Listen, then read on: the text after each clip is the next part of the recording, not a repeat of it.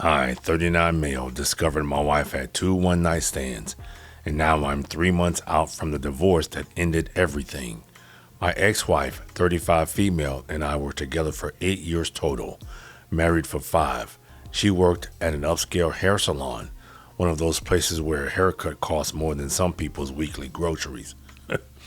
I run my family's commercial flooring business, which I kind of took over when my father had a stroke 4 years ago. We met at a friend's birthday party at a bowling alley, of all places.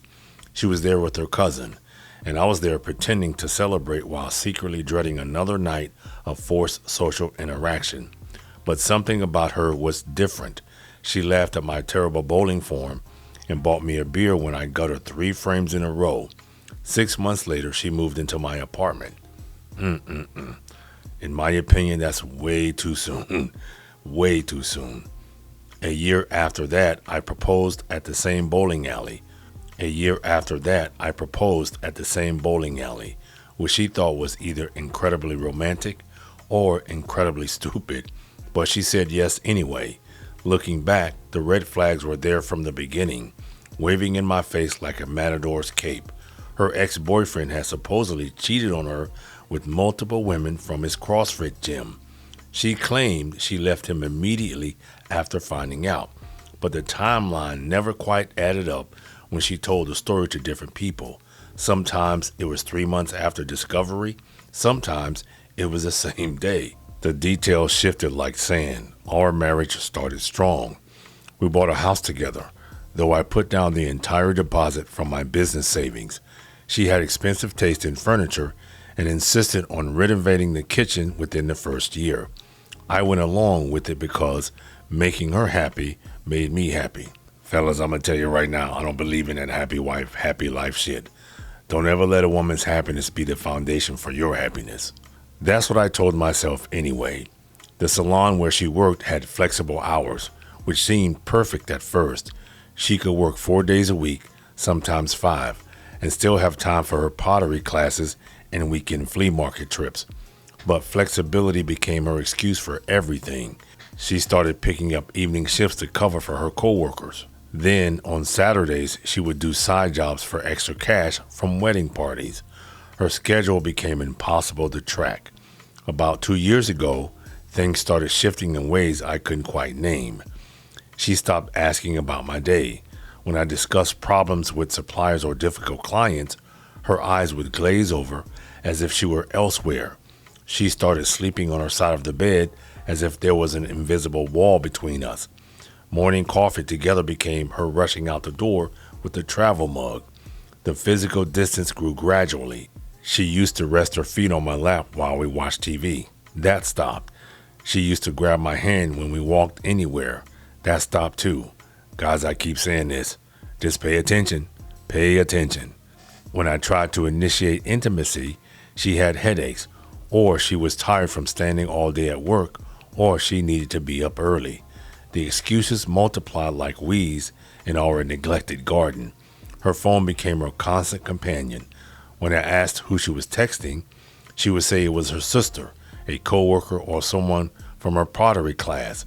Always someone different, never specific names. She started buying new clothes, expensive ones that she said were necessary for work.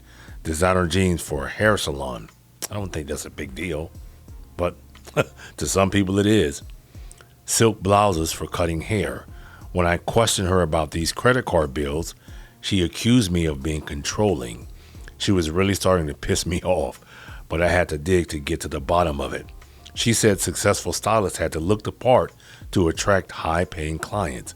The cash withdrawals were ridiculous, but I didn't confront her about those.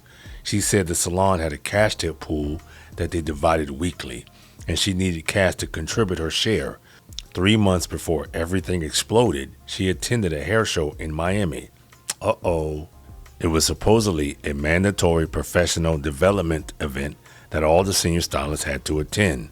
She was gone for 4 days, and her texts were sparse. Quick messages about being in workshops all day or networking events that ran late.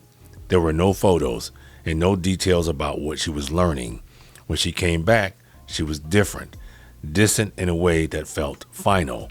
She unpacked in silence, and went to bed without saying goodnight. The silence after Miami stretched for weeks.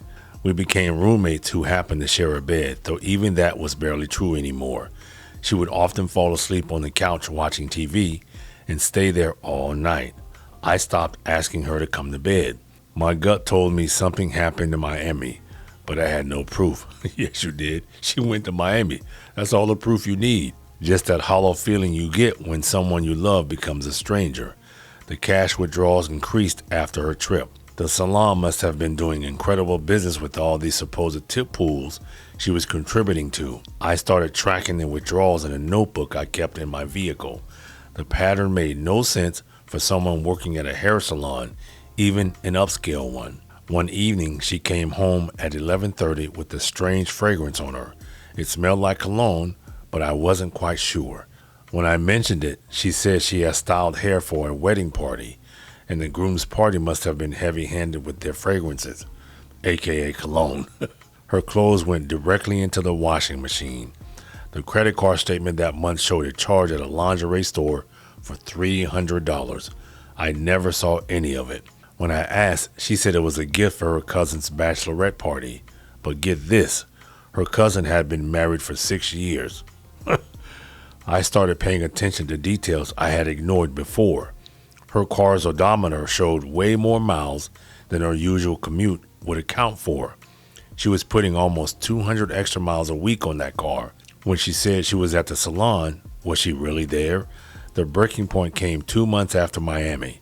She said she was working late to help with inventory at the salon. Something about that felt wrong, so I drove by. The salon was dark. Every light was off. Her car wasn't in the parking lot. I sat there for 20 minutes trying to rationalize it. Maybe she parked somewhere else. Maybe I was becoming the paranoid husband she sometimes accused me of being. I drove home and waited. She got back at 1 in the morning. Her story was elaborate. After inventory, some of the stylists went to grab drinks. Then someone suggested late night appetizers. Time got away from her. That's bullshit. She could have got in touch with her husband if she wanted to. Her phone died. Okay, well, use someone else's phone and identify yourself when you send a text. BS. Every excuse perfectly crafted, delivered without hesitation. That's when I knew she had practiced these lies. The next morning, I called my lawyer friend. Not for divorce, not yet, but to see what I was looking at, because something about her just didn't feel right. He said the same thing everyone says: get evidence, document everything, protect your assets. So, as he advised, and as a precaution, I did. I started moving my money to a different bank. I photographed every receipt, every credit card statement, every suspicious charge. I documented her schedule, or at least what she claimed her schedule was. The evidence painted a picture of someone living a double life, but evidence of suspicious behavior isn't evidence of cheating or infidelity. I needed more. 3 weeks later, I noticed something else. Her mileage wasn't adding up. I started tracking it obsessively. Pottery class was 12 miles round trip, but she'd come back with 40 extra miles. The salon to home was 8 miles, but there would be 60 more on the odometer. She was driving somewhere, and it wasn't where she claimed to be. I considered putting a tracker on her car, but couldn't bring myself to cross that line. Not yet. Her friends stopped making eye contact with me at gatherings. Conversations would die when I entered a room.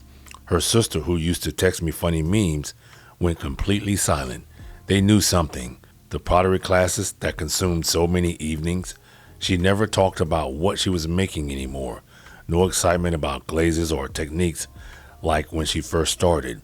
When I asked to see her work, she said everything was still at the studio drying or in the kiln. For months, apparently, everything was always somewhere else.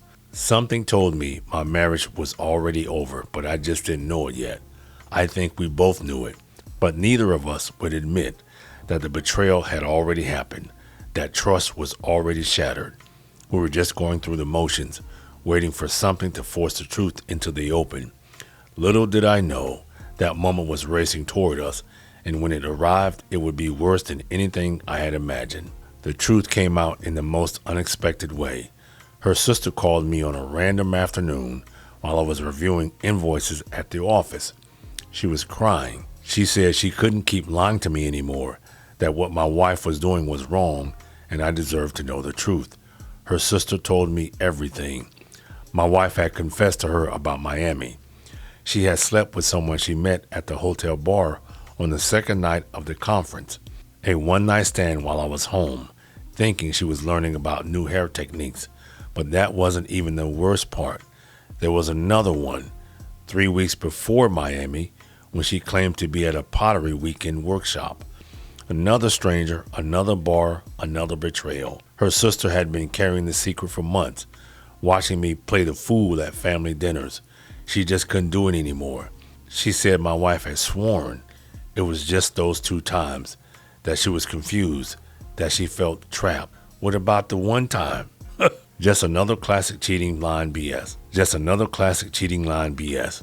Her sister apologized for not telling me sooner and hung up before I could process what I had just heard. I sat in my office for an hour, staring at nothing. 2 one-night stands? Damn, that's atrocious.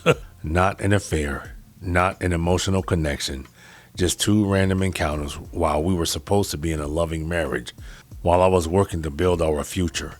She was destroying it with strangers. I drove home early. She was there, doing laundry like it was any other day. I walked in and just looked at her. Something in my face must have given it away because she immediately asked what was wrong. I told her I knew about Miami. I told her I knew about the pottery workshop. She stopped what she was doing and looked straight ahead like she had received the worst news of her life. She didn't deny it. That's what hurt the most. No attempt to lie, no trying to explain it away, just silence. Then came the tears and the excuses. She felt neglected. I worked too much. We had grown apart. She didn't plan it. It just happened. Both times, apparently, it just happened. Right. Accidentally falling in bed with 2 random people. Yeah, 2 one-night stands just don't happen. She swore those were the only times, begging me to believe her. Said she had ended both encounters immediately after and felt horrible, but not horrible enough to tell me, not horrible enough to stop after the first one. She admitted she had stopped going after the workshop weekend. Too much guilt, she said, but she kept pretending to go because she didn't know how to explain why she quit. For months, she would leave the house, drive around, sit in parking lots, anything to maintain the lie. The cologne I smelled that night wasn't from a wedding party. She had met someone at a bar that evening, but swore nothing happened. Bullshit. She said she left before anything could happen because she couldn't do it again. How generous of her. The lingerie she bought wasn't for her cousin. She bought it for Miami, for a stranger she would never see again. $300 to impress someone whose name she claimed she couldn't even remember. I asked her why. Why throw away 6 years of marriage for strangers? She said she didn't know. She said she was lost. She said she was trying to feel something. All she made me feel was disgust. I told her to pack a bag and leave. She could stay with her sister, the one who finally had the courage to tell me the truth. She begged me to let her stay, promised counseling, promised she would do anything, but I was done. The betrayal was complete. 2 strangers had been worth more to her than our entire marriage. She packed while crying, still making excuses, still trying to minimize what she had done. Just 2 mistakes, she kept saying, but they meant everything. They meant she could look me in the eye every day for months while hiding this secret. They meant I had wasted years on someone who could betray me so easily. After that interaction, I sort of lost it. Not violently, I was fed up. I just didn't care about the money or the house anymore. I just wanted out. The next morning, I went to work like nothing had happened. During my lunch break, I sat in my truck making calls. First call was to my lawyer friend, who gave me a referral to a divorce attorney. The second call was to that attorney's office to schedule a consultation for after work. The divorce attorney met with me late afternoon. He was expensive, but came highly recommended for contested divorces involving infidelity. I laid out everything, including a confession about the 2 one-night stands. He said adultery could impact the settlement in our state, Rhode Island, which had at-fault grounds. That's when I remembered something. After she left, She sent me a long text message about apologizing again and admitting to both encounters in writing. She was trying to explain herself, begging for another chance. Instead, she gave me the evidence I needed. I showed the attorney the text. He said this could work. He's never really tried a divorce case with text messages, but she basically confessed to the one-night stands. We filed for divorce based on adultery within the week. The house was in my name, and I financed it with my credit and income before we married. My business was protected. Even though my father had a stroke, the business was incorporated and partly owned by his brother. When she was served with the papers, she called me crying.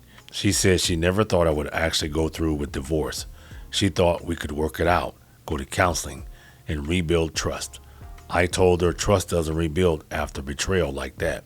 Hell no, you had 2 one-night stands? Why would any man want to stick around after that? Some things, once broken, stay broken forever. Her family tried to intervene. Her parents called, saying marriage was about forgiveness and working through problems. I asked them if they knew about the 2 one-night stands before and during her time in Miami. The line went quiet. They didn't call again. Her sister, the one who told me the truth, reached out to apologize for her family's behavior. She said she supported my decision and understood why I couldn't stay. At least someone in that family had integrity. The divorce proceedings took 4 months. She tried to fight for alimony, claiming she had supported me emotionally while I built my business. My attorney presented the evidence of her adultery, and her claims fell apart. The judge was not buying anything she or her attorney said. She got nothing from the business, no alimony, just her personal belongings, some furniture which I didn't care to keep, and some savings. I kept the house, though I would end up selling it anyway. During the proceedings, more truth came out. The credit card records showed more hotel charges than just Miami. There were bar tabs at places she never mentioned. Of course she's not going to mention them. She's betraying you. Cash withdrawals on nights she was supposedly at pottery class or friends. The attorney said we could investigate further, maybe find evidence of more affairs. I told him no, 2 was enough. Yeah, he didn't need to spend no more money. He was done. I didn't need to know if there were more betrayals. The divorce was finalized just over 7 months ago. She showed up looking like she hadn't slept in weeks. She tried to talk to me outside the courthouse, but I just walked past her. There was nothing left to say. I sold the house 2 months later, took a small loss just to be rid of it quickly, moved to a smaller place closer to my office. My business thrived without the distraction of a failing marriage. I threw myself into work, expanded into 2 new territories, hired more employees, revenue doubled within a year. Success really is the best revenge. I heard through mutual friends that she moved to another city, got a job at another salon, posted inspirational quotes on social media about new beginnings and learning from mistakes. Never once publicly admitted what she did. Come on, homie, you know she ain't gonna admit shit. They never do. Her sister still sends me Christmas cards. She told me my ex is dating someone new and is already talking about marriage. I feel sorry for the guy. Yeah, me too, poor fella. He has no idea what he's getting into. The anger has mostly faded, replaced by relief. I felt relief that I discovered the truth before we had kids. I felt relief that I had the strength to leave. Relief that I chose self-respect over false comfort. The cheating, the betrayal, the divorce, it all led me to a better place. I learned that when someone shows you who they really are, you better believe them. 2 one-night stands were all it took to reveal her true character. And that revelation, painful as it was, set me free. Yeah, cheating is bad enough, but when you sleep with 2 random people with no guarantee of seeing them again, that really shows you how much love you have for your partner that you're betraying. Crazy. Thanks for tuning in. Until next time.